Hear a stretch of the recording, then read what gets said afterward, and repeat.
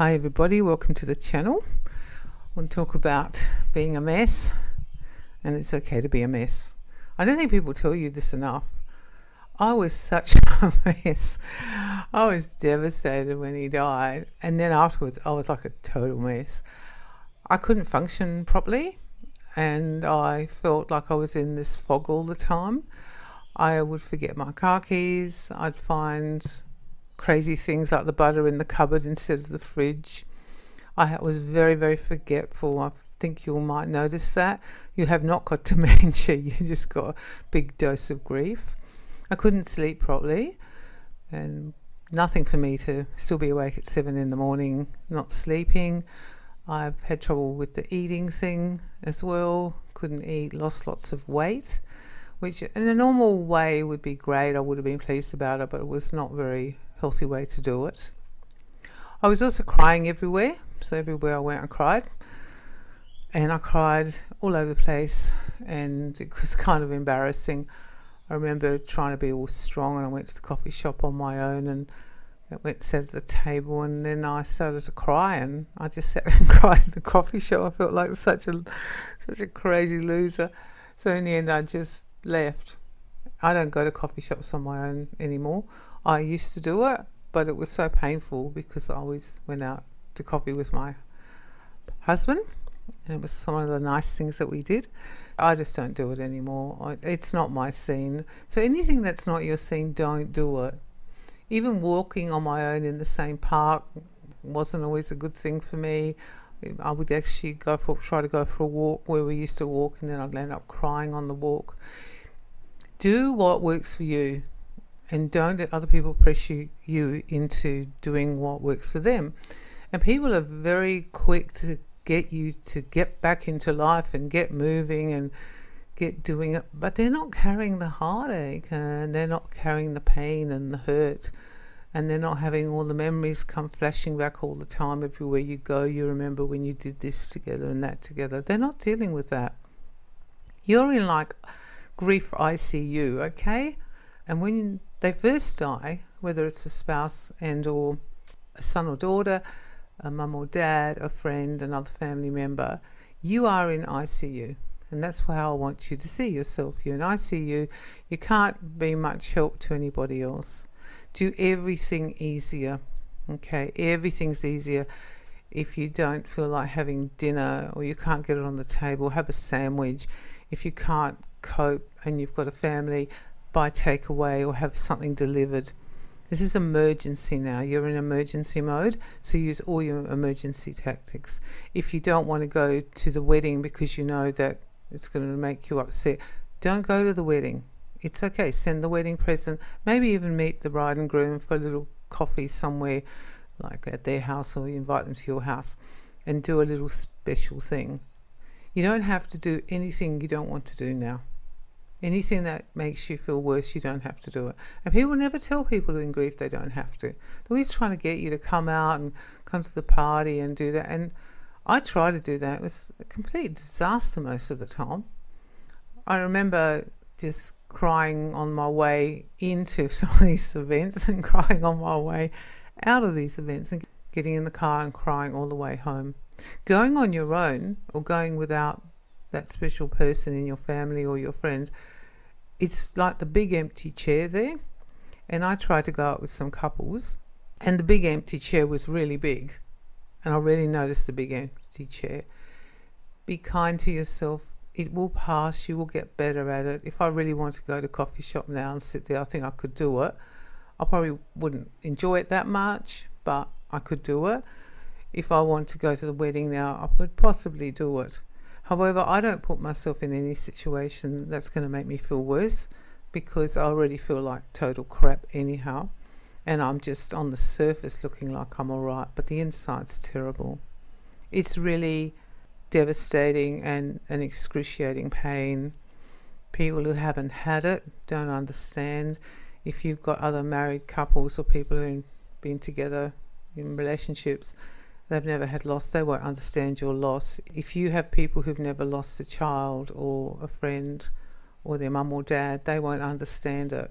You have to kind of go through it for other people to kind of get it. I even had some people wrote to me afterwards, sent me emails and said, oh, Wendy, because they just lost a partner. Oh, Wendy, I didn't realise it was going to be like that. I'm so sorry. I should have been there for you more because I didn't realise how bad it was for you. The other thing to consider is if you've been very close to the person and very in love with them, whatever relationship it took, I think that the pain is worse, the loneliness is worse, the missing is worse, everything's like 100 times worse. If the relationship was a bit more flimsy and you weren't so emotionally involved, maybe you passed through it a bit more quickly. And the more time you spent together with these people that you've lost, the greater is the gap. It's really, in the song, I always think the one line's so beautiful. It says, there's an empty hole where we used to be. And that's what it feels like, that no one actually ever fills that hole. You get to learn to live with it and you get on with your life and try and be happy, but it doesn't fill it. Just let yourself have as much time as you need. If you feel like you need to go to the doctor because the depression's getting to be too crippling, go. If you need to go to counselling, go. Whatever you need, go. But don't listen to other people who aren't going through what you're going through. You're like broken, like your heart is broken. And when you're broken hearted like this, it's going to take a while for it to mend. You won't be able to do the same things as other people, and you don't have to force yourself to do it until you're strong enough. You will get stronger. Every year you get kind of more used to it. It doesn't hurt as much. You'll have episodes of a few weeks where you're really feeling it, or you'll have some sleepless nights. You still will do that. That's true. And then, as one of my friends says, he has his good days and he still has his bad days, and you'll have more of that. But at the very beginning, it's just all bad days. I'm being honest with you. I used to think, I can't remember when I had any feeling of happiness, because I didn't at the beginning. It was just completely bad days all the time, 24/7. I felt like terrible. And that's where you need to distract yourself. Distraction's really good. Go and watch some movie, go and read a book. If you've got a really nice friend, go and be with them if they are okay with how you are. Go and do your hobby.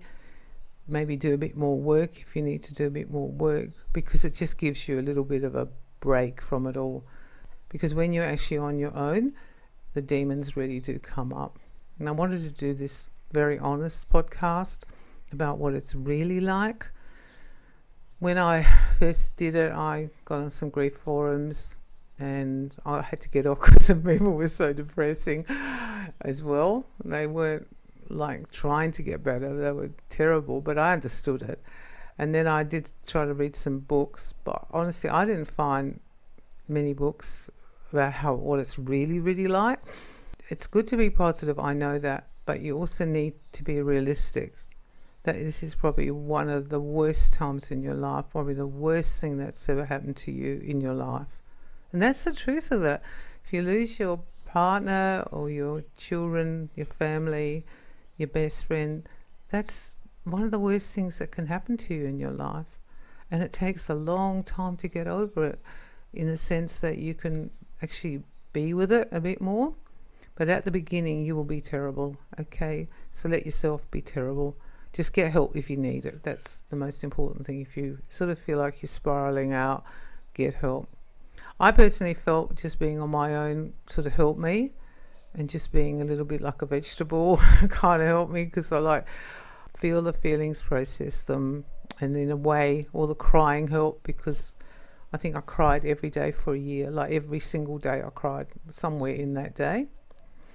At the very beginning I just cried all day. I remember the first Christmas I just cried the whole day, basically. My eyes, I looked like a little puffed up toad. My eyes all puffed up and they were all burning. It was because it was so hard, and I haven't experienced that before in that depth. I'd lost my parents, but this was different. Take care of yourself. Allow yourself to be a mess. Allow yourself to not have a shower if you don't feel like it, wear the same clothes again. Who cares? Allow yourself to have the bedroom a bit messy. Allow yourself not to go to the shops if you don't feel like it. I found going to the shops could be very tricky.